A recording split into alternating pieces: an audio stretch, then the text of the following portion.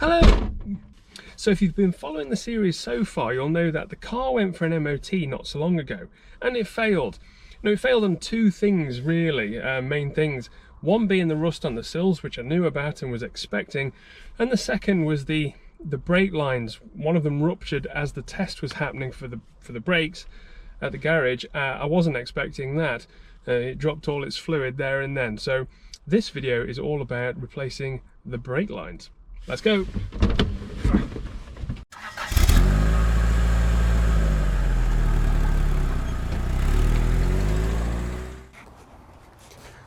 Ooh.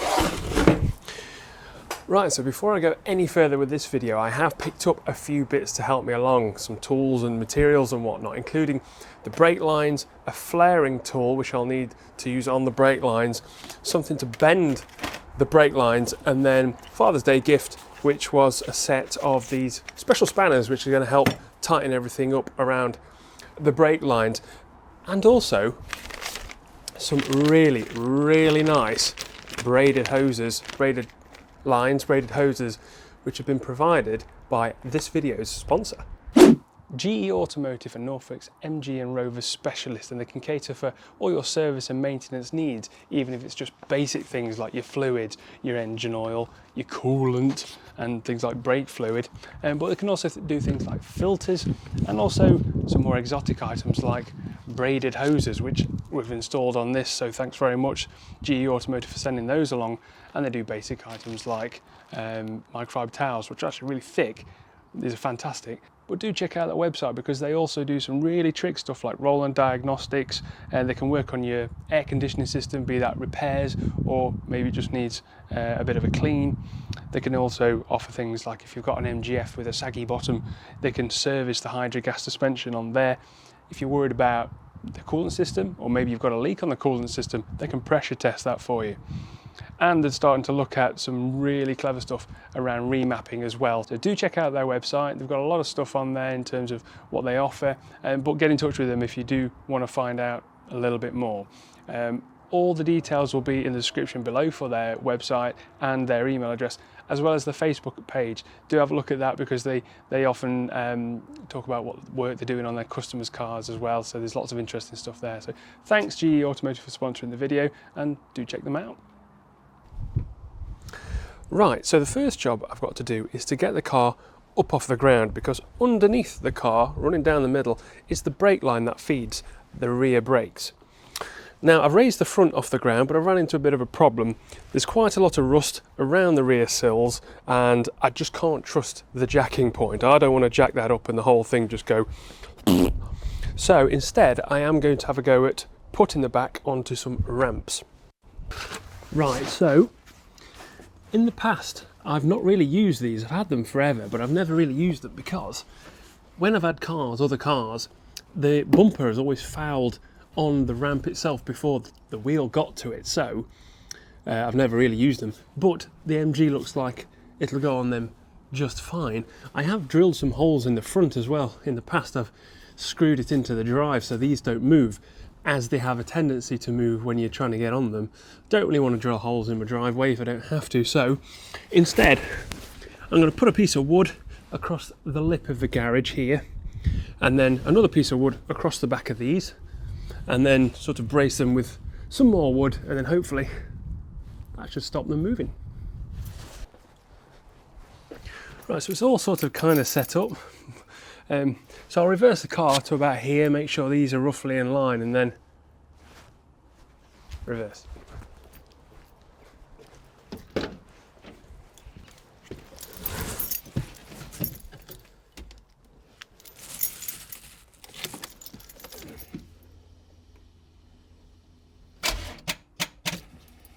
Oh.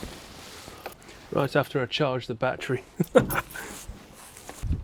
Right. It's not had long. It's about 45 minutes, but there's 12.7 volts in that now, which should be enough.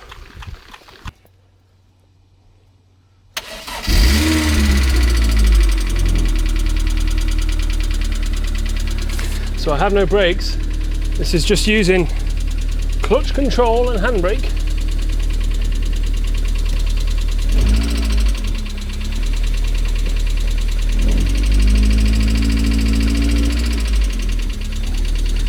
reverse would help.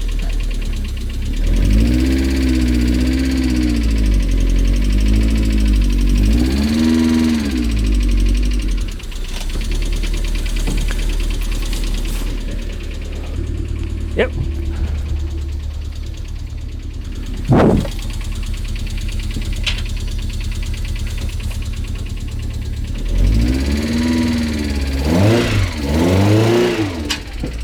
Ooh.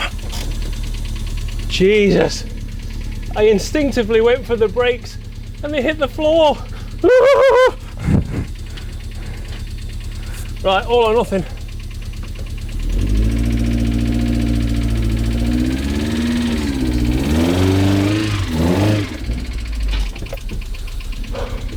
You don't want to be doing that too many times, that's for sure.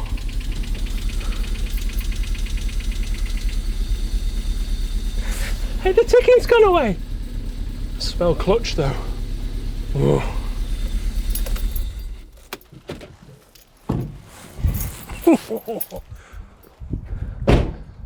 Ah.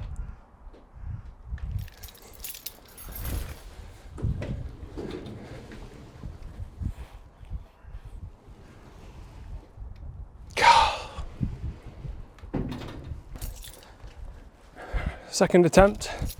Hopefully I'll get the garage door shut this time.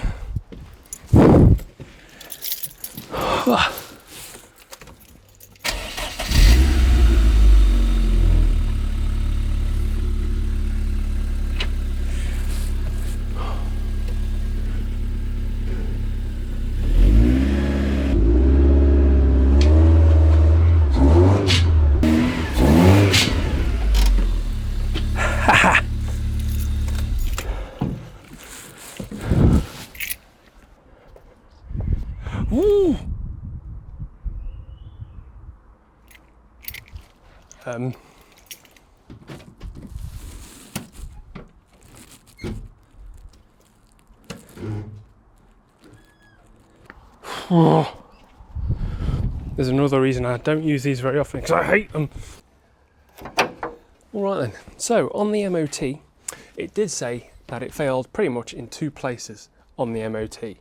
There was where the brake line goes underneath the car and then into the engine bay at the back, it failed somewhere there as it enters the engine bay, and it also had a lot of corrosion on one of the brake lines on either the left or right side at the back. So I'm thinking I need to replace all the pipework, brake pipework at the back and underneath right up until this point here.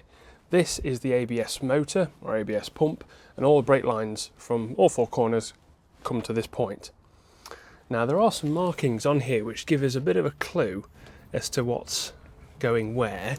There appears to be 5 lines going into this. So there's 4 on top and this one at the back here. And next to this is marked RF, which must be right front. We've got LF over here, which is probably left front. We've got an R over here, which must be rear. And then an MC1 and an MC2 in the middle, which must be master cylinder 1 and 2. So I'm focusing on the rears, so this one line here feeds both the rear calipers. So I'll be taking this one off first.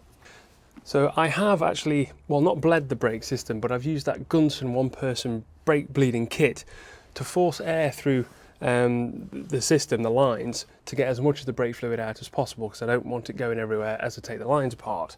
So if you're interested to see how I use that, you can see it in a previous video by clicking on the pop-up banner up there or in the description below. Right, so I need to get this thing out next. Right, so just before we go any further, I'm just going to show you these. This is what I'm going to be using. This is a flare nut spanner set. So unlike a regular spanner, these go round a little bit further and they help prevent you from rounding the top of the nut off when you're undoing things. And there's 2 sizes to each one. This is a 10 and a 12 mil, and hopefully these should make the job a little bit less painful. Right, so I've got a couple of rags ready just in case there's any little spills. So there's 2 sizes of nut on here. There's the 2 that go to the master cylinder, and then the other 3 seem to be the same size. So it's not that one. Okay, so the smaller ones, so that's the rear, left front and right front, are an 11 mil, and And the master cylinder ones, which I'm not touching if I don't have to, they appear to be a 13mm. So it's an 11mm for the smaller ones. I've just noticed as well, I assumed it was one piece of brake line all the way to the back from here, but actually as I follow this around, it just comes to a union just here, so this first piece is actually quite small. Well, that's pretty good.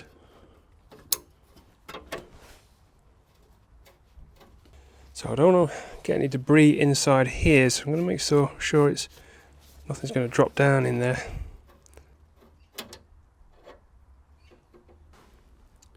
So I've got this off like a GoPro screen or something like that. I'm just going to put that over there. It's tacky enough to stop it moving around. That should help. Right, so this goes all the way around here to here, so now I need to do the same thing there. So my fear as I go around doing all of these is that they're so badly corroded, I'll just start munching metal to pieces, trying to get them undone. Now these lines in here should be pretty okay, because, you know, there's no moisture or rain or anything like that really sitting on these, but the further I get down into the car, the worse it's going to get, I'm sure. Actually, it looks as though you can get a spanner on this next to it, because if I just turn that as it is there, I'm going to be twisting the line. Oh, actually the whole thing turns, so I need to get a spanner on that. Ugh.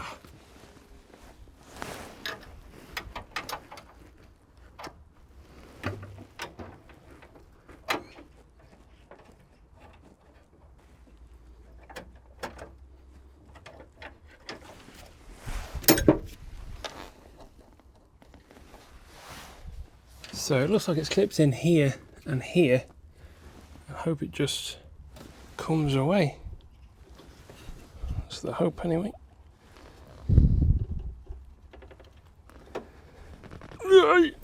Okay.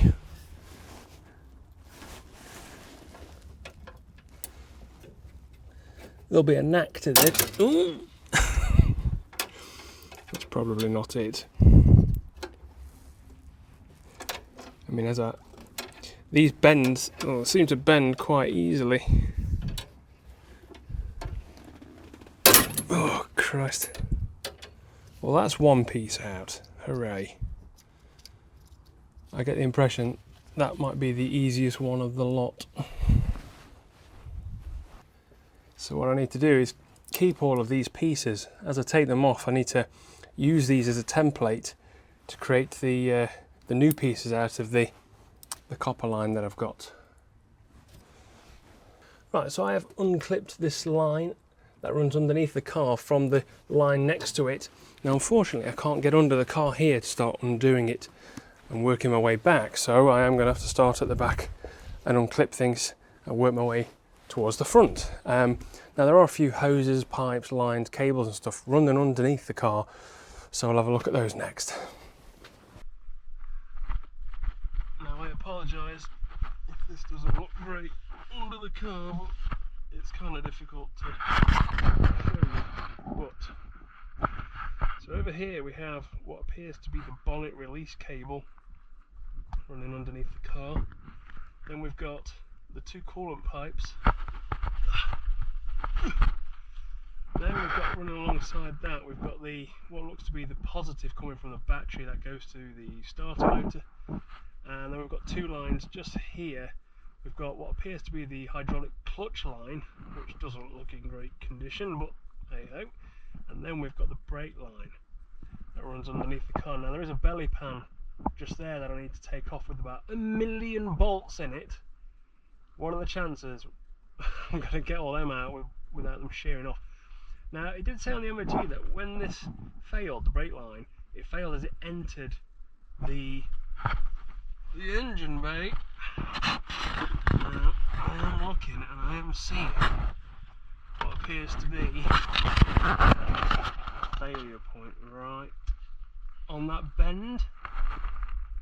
Looks like there's a teeny tiny hole in there, so it could be there where it's failed, but essentially this line comes up here,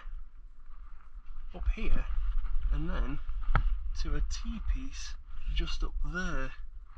So I'm thinking undo from that T-piece and then start undoing this centre pipe going back. So undo the belly pan first, I think, and then start undoing it, really. 12mm.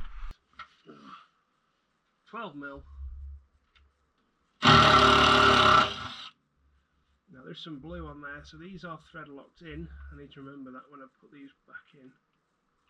But that one came out okay on a medium setting as well, so that's pretty good. That's a good sign.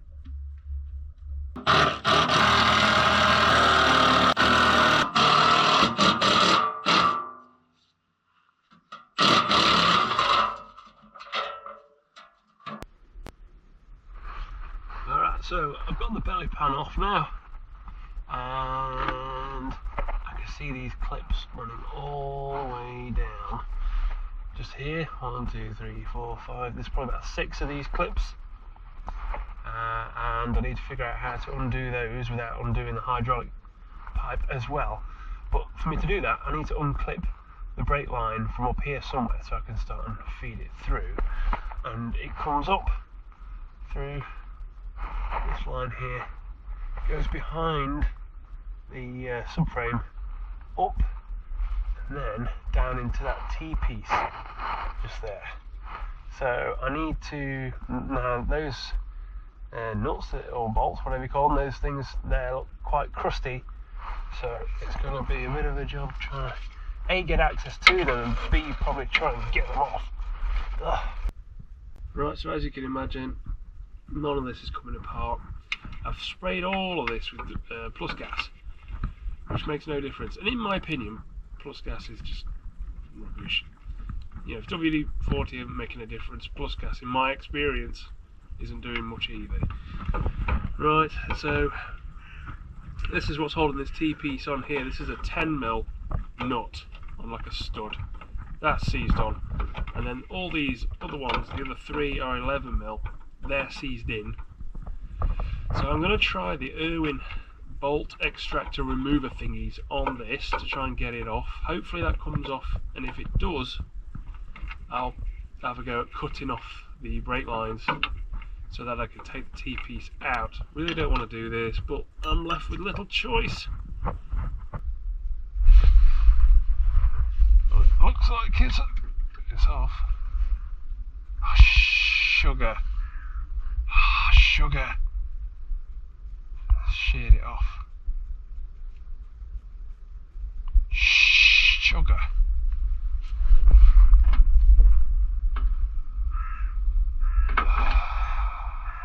Right.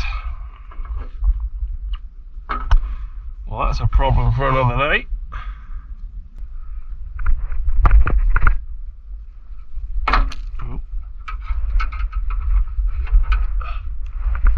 Right.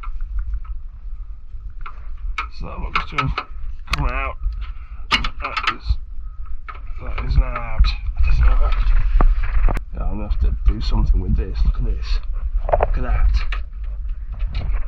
That needs a new clip.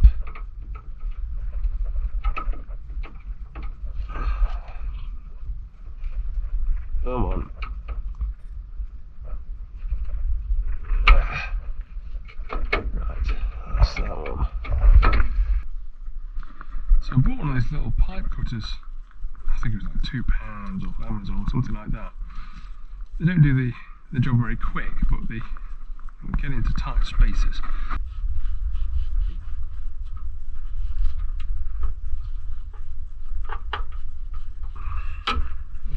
Is that it? Yeah, that's it. We got it. This is now undone on this side, so the only side it's being held on by is the pipe that feeds this wheel. And it looks as though ends up here is held on by that white clip just there, and then it comes down to here where it comes into the brake line that goes to the caliper. So if I can undo this nut here, then I should be able to just unclip it from there and pull the whole length of it out.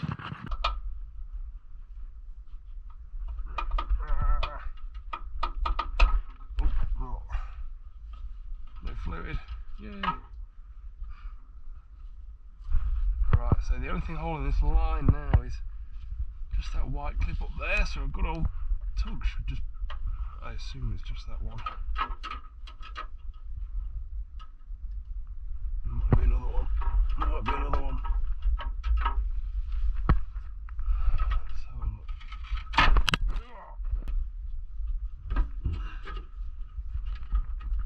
Now the thing I've got to bear in mind here is I've got to get all this back in now. I may have to. Now the good thing is that copper is pretty malleable. I'll be able to shape it as I go. I don't want it to look terrible. Oh dear. Well, that was unpleasant. Right, so now this T-piece here, you can get these still. They're not exactly cheap for what they are really, so I am going to try and save this. So I have got spare lines and parts here, and I just need to make sure that they're the same fitting. I'm sure they will be, but I need to get these out first and double check that.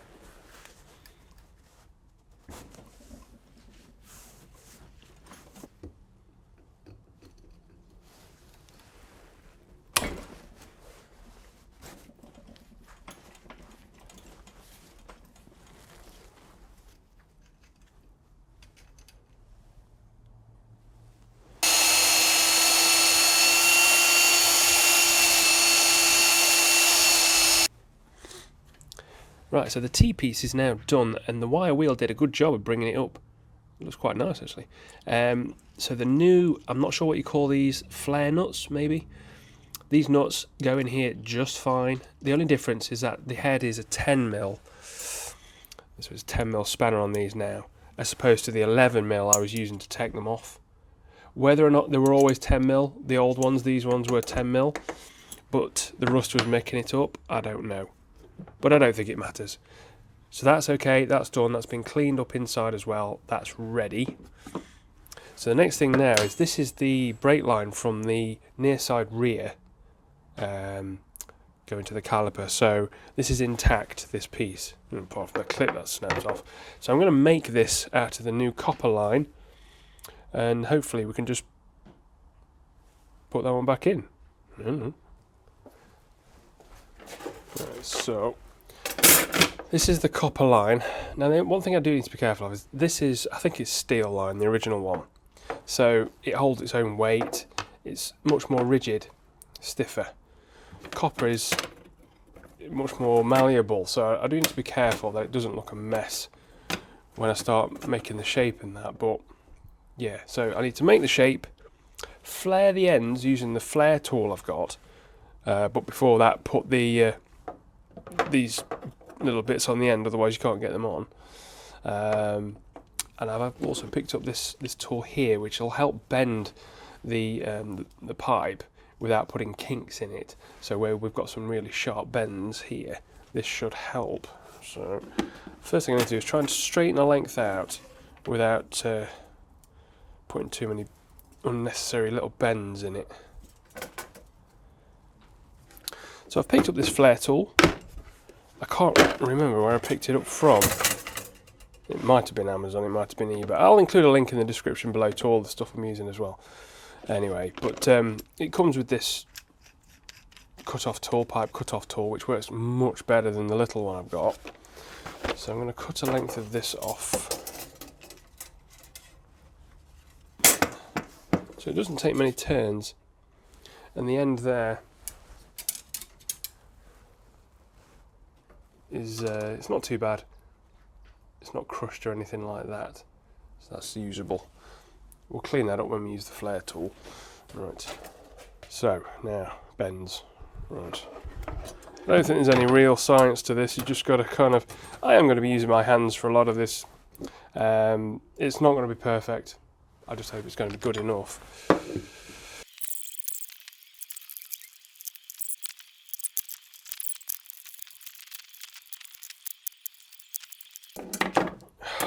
Gordon Bennett. Right, that's the rough shape. Right. So I thought I had to get these on all the way up there, but of course once you put the bend in you can't get them past there, so put them on there, put them on there, then need to flare the end. So within the flaring kit, we've already seen this pipe cutter thing. I don't know the proper names for everything in here, but we've got a clamp, some sort of a press, and then some dies depending on the type or the diameter of pipe you're working on. So we're working on 3/16, so that's this die, and the idea is that we need to end up with a similar sort of shape to this on here. The idea being this gets pushed into the end, it's compressed down, forms a bit of a shape like that, and then when that threads into there, because you've got a flare on the end of here, as you tighten it down it deforms it, makes a nice seal. So that's what's next. Now one thing I have to do really, I think, before I go any further is this hole in the middle isn't exactly perfect, so I need to clean that up before I can get this die in. Right, so we need to find on here where 3/16 is, and that's the second one down. We can open it up a little bit by doing that. We get our line, pop it in there, tighten it back up. Oh.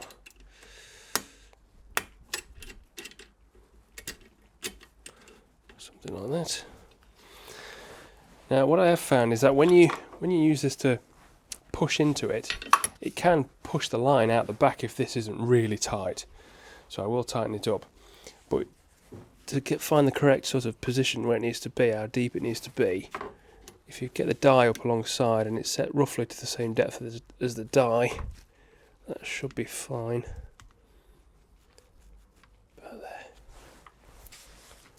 Tighten that up. Now it does need to be super tight. Well, kind of tight, so I'm going to use this screwdriver just to nip it things up a bit. This little piece here is supposed to go in that hole. It's struggling to go in at the minute because it kind of needs deburring. I'm just going to use this posi screwdriver.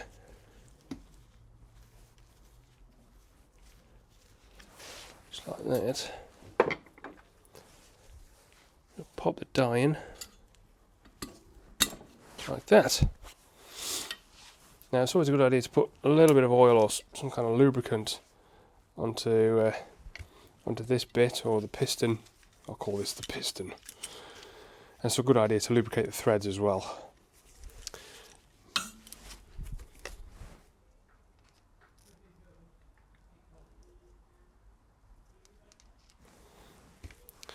So this just slides over here, up onto here. As we turn this, keeping an eye on this to make sure it's not coming out the back, but it should deform the line to make the flare.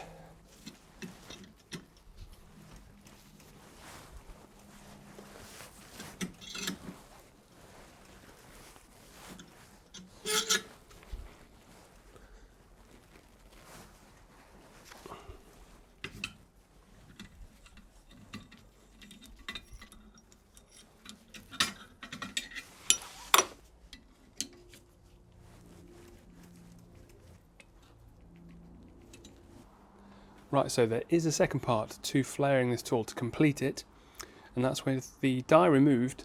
You need to go back with the vice-like tool and then just wind it into it.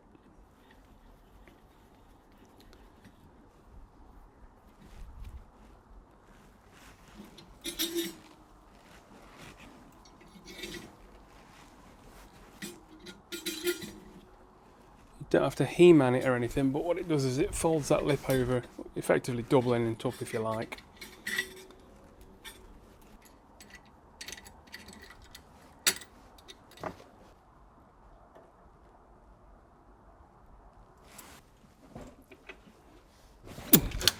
Right, so the brake lines are now complete.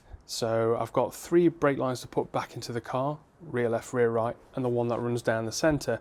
And the shape roughly resembles the steel ones that I took out of the car, which is great. Now they're not perfect, but I'm sure they'll do just fine. Now as I'm putting them back into the car, I'm also going to replace the hoses that go onto the brake calipers with these HEL, brand new HEL braided hoses supplied by this video's sponsor, GE Automotive. So thanks again GE Automotive for sending these along. These aren't just going to help the car perform better under braking, but they're going to look the business as well.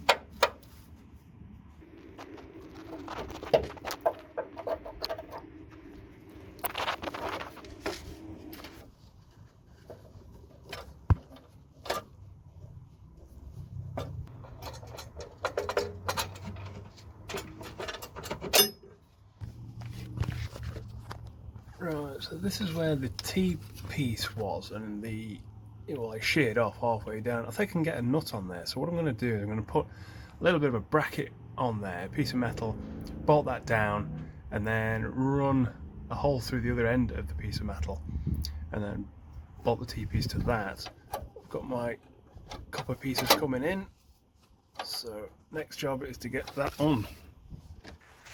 Right, so I've managed to get the T-piece bolted on to the metal bracket, which is bolted onto where it originally was on the stud that broke off. They are lock nuts, they are thread locked on. I don't think that's going anywhere. This copper pipe reaches fine. This copper pipe reaches fine. So I just need to attach those, and then I'm going to run the one that goes underneath of the car to the ABS pump.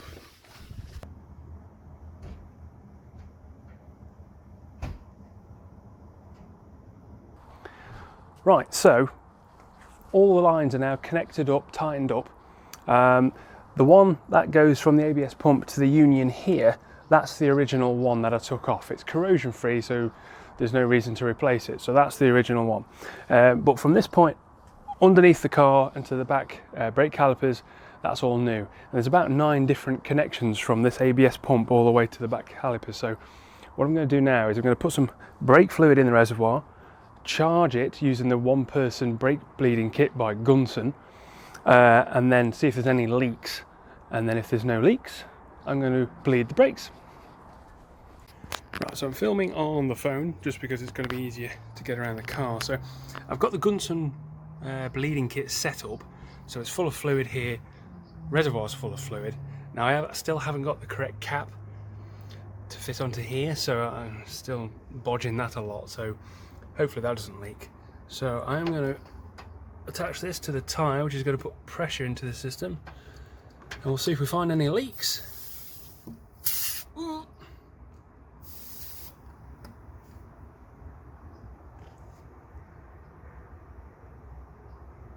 There's no leak from there. Am I seeing a leak? Don't think there's a leak from there. Don't think there's a leak from there. Yeah.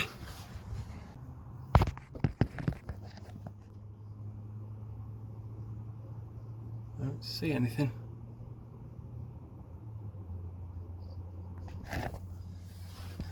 So I'm looking at where the union is between the pipe and the flexi onto where it connects to the caliper. Not seeing anything. Check the other side. caliper's fine, I think. Where it connects to the copper seems to be okay. Right, so what I'm going to do, I'm going to bleed the brakes around the back, because you can just get to it here. Oh. Right, so I've bled the brakes, they seem to be okay. Fluid came through just fine. I'm still not seeing any leaks from any of the nuts that we've put on, any of the lines, especially if double check the T-piece that I've put in. That seems to be fine. So there's no leaks. I'm going to apply some quite firm pressure to the brake pedal though, just to make sure there's no leaks coming through. And then if that goes okay, I'll take it off the ramps. I mean the brake.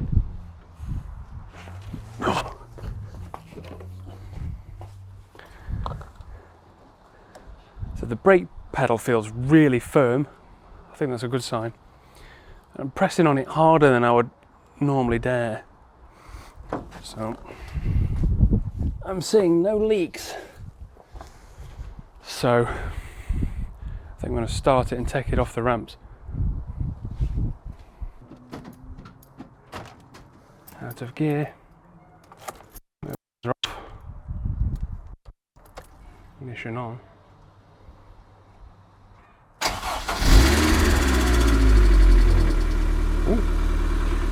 So I'm going to be covering the handbrake quite aggressively, just in case this doesn't stop.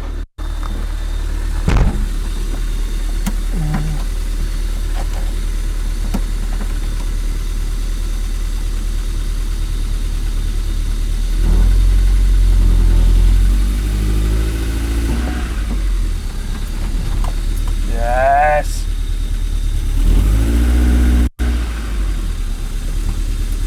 Well, that stops just fine.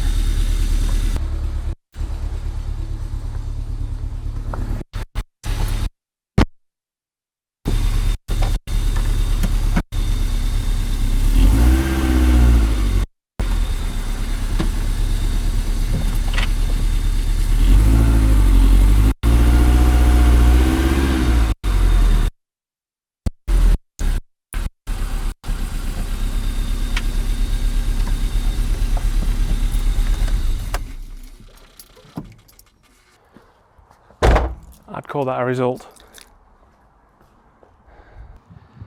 Well, I'd call that another job done. Now I do apologise, this video has taken quite a while to get out for various reasons, so hopefully the others should be a little bit quicker. So there are a couple more things to do just before its MOT, but not many. It's pretty much the SRS warning light is now on. That wasn't on when I took it for the MOT the first time round, and I think what's happened is there's a connection underneath the driver's seat, and I think when the mechanic moved the seat forward, it's done something to it, and so that's now flashing. I need to have a look at that. And then there's the rust in the sills. Now I may do that myself, I may get a quote from the garage doing the MOT. I don't know, it depends what's most cost effective really, but then that should be it. I should be on the road, and then phase 2, best driving roads in Britain and all that kind of stuff, will begin. I am running out of summer, so I really need to get that underway, because phase 3 I'm hoping to do over winter. Once again, I want to say a huge thanks to GE Automotive for sponsoring this video and sending along the braided brake hoses, which look fantastic and went on a treat. Do check out their website and their Facebook page. All the details are in the description below. And I just wanted to give a bit of a shout out to a couple of other MG related channels. If you're enjoying this content, you may enjoy theirs. The MGTF, check them out. And also Cars with Willow, check them out. They are making some really nice, good quality videos around a car like this. If you haven't already, please do consider subscribing because it helps support the channel massively, and I'll see you in the next one.